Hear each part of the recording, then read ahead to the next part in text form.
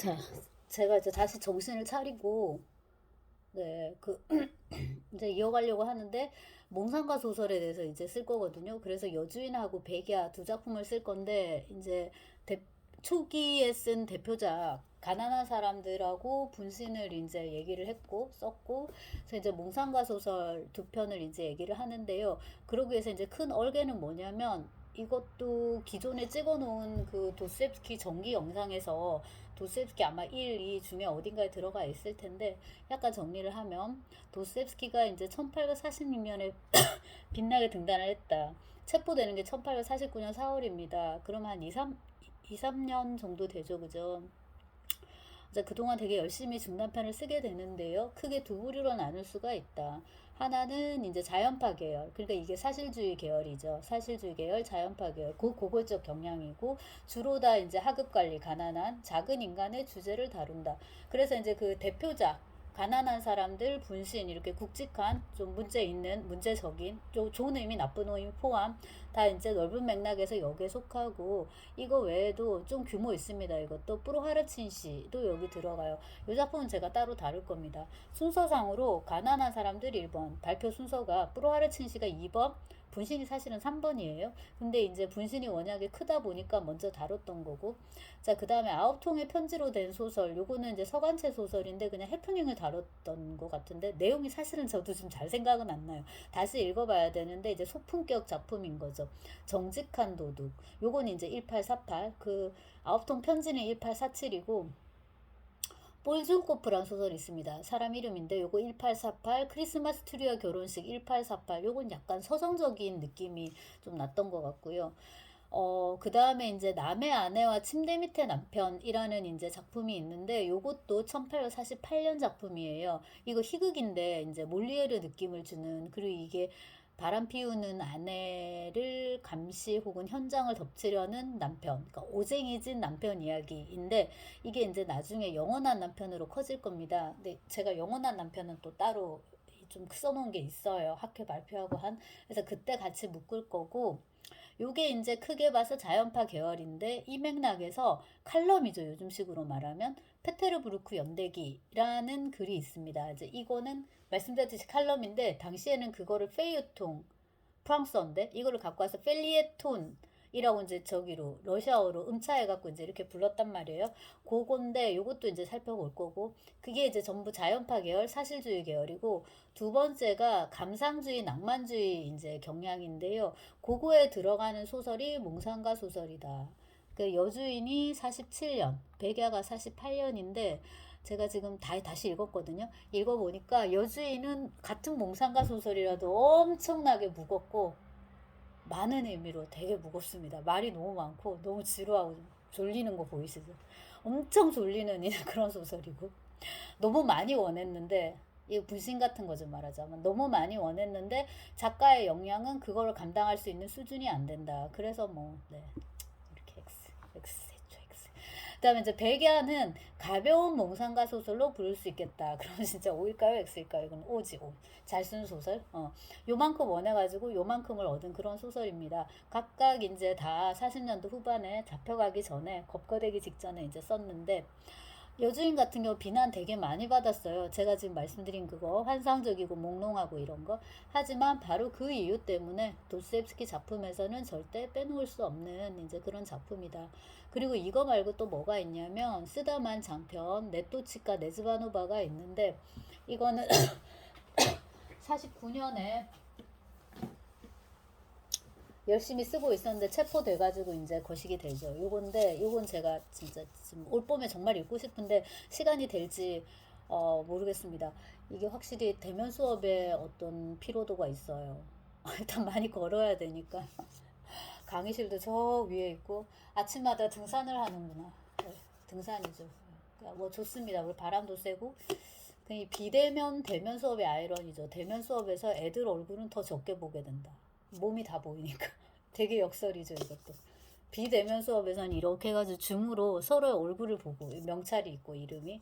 근데 오히려 대면 수업은 면을 대하지 못하는 제가 이렇게 옆으로 가서 여러분 얼굴을 봐야 되고 뭐라 말하나 열심히 들어야 되고 이제 이런 거죠. 아무튼 그래서 시간이 되면 이건 꼭 읽겠다. 그리고 이제 따로 챕터를 하나 마련하려고 하고요. 도스토옙스키식의 성장 소설, 미완의 이제 소설인데 어, 이걸 제가 계속 미완의 이제 장편이다. 유럽식 성장 소설을 도스토옙스키가 쓰고 싶었다. 근데 이거는 완성을 못했다 했는데 이 소설의 사실 절반은 실패한 예술가 소설이에요. 제가 어디서 예고로프라고 잘못 말했을 수 있는데 주인공 이름 거기서는 예피모프예요. 그러니까 주인공 네토츠카 네즈바노바의 의부 새아빠인데요. 거기 이제 보면은 어떤 비극적인 망하는 예술가상. 그러니까 사실 비극이 아니지 그거는. 그냥 극자연주의라고 할 수 있는데 어쨌거나 이제 그 재주 없는 예술가, 망하는 예술가의 이야기. 를 이제 그린 거죠. 다시 그 요약하면 예술가 소설이자 성장 소설로 볼 수 있는데 이제 미완이고 이거에 대해서는 따로 쓰고자 한다. 그 다음에 이제 요거를 성장 소설로 보면 꼬마 영웅이라는 소설이 있는데 그거는 이제 도스토옙스키가 아까 1849년 4월에 잡혀갔다 했잖아요. 그래서 1849년에 피터 폴 요새, 그러니까 페트로 파블롭스크 요새에 갇혀 있으면서 쓴 혹은 구상한 굉장히 해맑은 지금 오늘이 4월 11일입니다. 이거를 바르게 할 수 있는 법을 제가 아직 몰라서 이게 되게 쉽대는데 왜 저는 모르죠?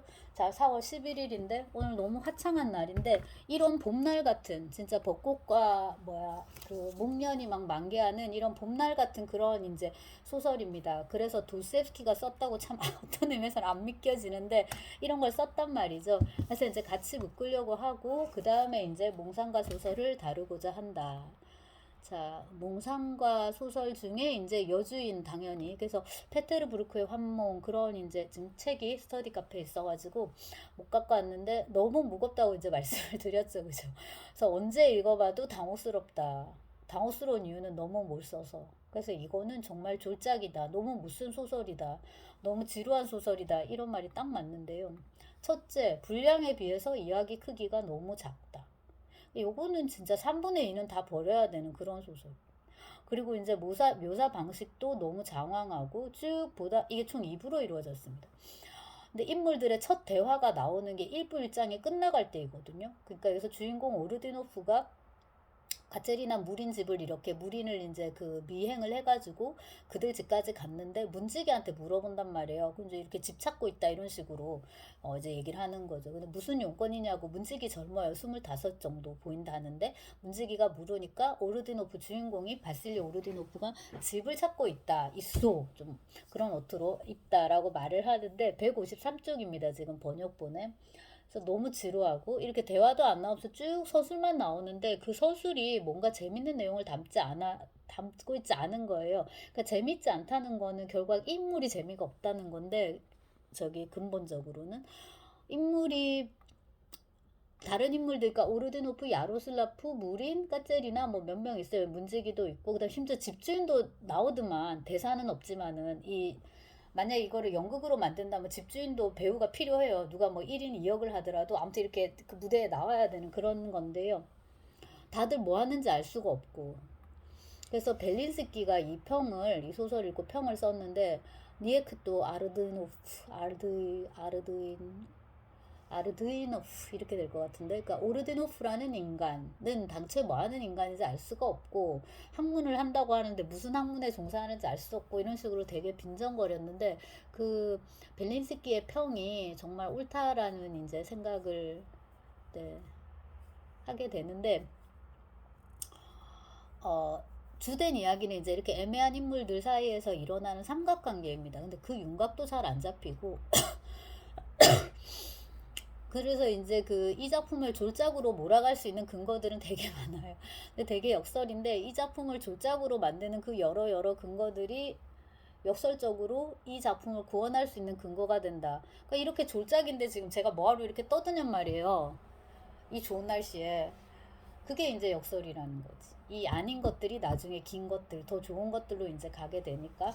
근데 이제 벨린스키의 그 경멸 섞인 한 문장, 이 모든 점에서 여전히 여주인의 독법의 나침반으로 유용하다. 우리에겐 작가가 아주 새로운 식의 유머를 갖다 붙이고 약간 러시아 민중성의 라커스를 잔뜩 한 다음에 이렇게 막 광을 낸 거죠. 마를린스키와 호프만을 화해시키려는, 요즘 화해하려는 뭐 이렇게 하나? 화해하려는, 시키다란 말 안 쓰잖아요. 화해하려는 시도를 한 것처럼 보였다. 시도를 하는 것 같았다. 화해시키려고 시도하는 것 같았다. 네, 이런 말을 했단 말이에요. 그래서 여기에 이제 몇 개의 키워드가 있는데, 새로운 식의 유머, 제가 결론적으로 말씀드리자면 이게 이제 야로슬라프 같은 캐릭터고요. 그 다음에 러시아 민중성의 라커츠, 요거는 이제 그 무린하고 까체리나가 민중 출신이기 때문에, 그 다음에 이제 오르드노프는 지식인이니까 두 개를 합치는 거고, 그 다음에 이게 민중이 들어가다 보니까 언어 자체가 포클로어가 되는 거예요. 그래서 이제 그 포클로어 호러, 포클로어 공포, 그 사투리, 그 다음에 곡성인가요? 그냥 그런 식으로 그 시골의 어떤 으슥한 마을에 뭔가 그 문명이나 이성이나 뭐 이런 여러 가지 유전자 감식 이런 걸로 해결될 것 같지 않은 뭔가 음습한 분위기 있어요. 그런 것들, 그러니까 포클로어 호러 그런 이제 느낌도 이게 좀 주는 거죠. 민중성. 그 다음에 까제리나 무리는 민중인데 오르드노프는 지식인이다. 그래서 두 개 합침. 만남을 지식인과 민중의 만남 이렇게 볼 수도 있을 거고, 마를린스키와 호프만을 화해시키려고 했다. 마를린스키는 그 낭만주의기의 작가인데 이제 세속소설, 연애소설, 세태소설 그런 거 많이 썼는데, 마를린스키는 그렇게까지 공부할 가치가 저는 있어 보이지 않고, 제가 대학원에 수업을 했었거든요. 이걸 심지어 그래서 더 자신 있게 말씀드리는데, 이제 니네들 대학원생 같으면 굳이 관심이 있으면 차라리 이 분야로 관심이 있으면 굳이 마를린스키를 굳이 고생해서 읽지 말고 누구를 읽어라? 차라리 레르몬토프를 더 읽어라입니다. 그래서 이제 마를린스키 즉 레르몬토프의 플롯이 들어가 있어요. 그것도 이제 나중에 살펴볼 거고, 마를린스키와 호프만을 화해시키려고 시도하는 것 같았다 해서 이제 호프만이 여기 나옵니다. 그래서 호프만에서 이야기를 이제 풀어보려고. 왜냐면 여주인에 대해서 쓰려고 하니까 제가 이거를 논문을 당연히 썼는데 다시 보니까 너무 옛날에 쓰기도 했지만 너무 지루하고, 논문도 지루하고 소설도 너무 지루하고, 이거를 그때도 여주인만 갖고는 논문을 쓰지 못해서 레르몬토프, 아까 말씀드린 레르몬토프의 미완성 환상 소설 중에 슈토스라고 있어요. 그거 두 개를 비교를 해가지고 썼더란 말이에요. 근데 이제 슈토스는 말씀드렸듯이 레르몬토프도 약한데 슈토스는 미완이고 그것도 약하죠. 그러니까 레르몬토프의 소설 중에서. 근데 호프만을 갖다 붙일 수가 우리가 있을 거예요. 그리고 이제 도스옙스키와 호프만, 이거는 이제 도스옙스키 학의 아주 해묵은 주제이고, 왜 이렇게 연구자들이 이 테마에 매달렸는지를 시간이 지나니까 더 알 것 같은 느낌이 들고요. 그거를 그냥 둘이가 비슷해라고 말하는 거에서 가서 이제 분석적으로 또 해서 비교를 하면서 논문을 쓰려면은 좀 더 많은 그 자료가 있어야 되는데,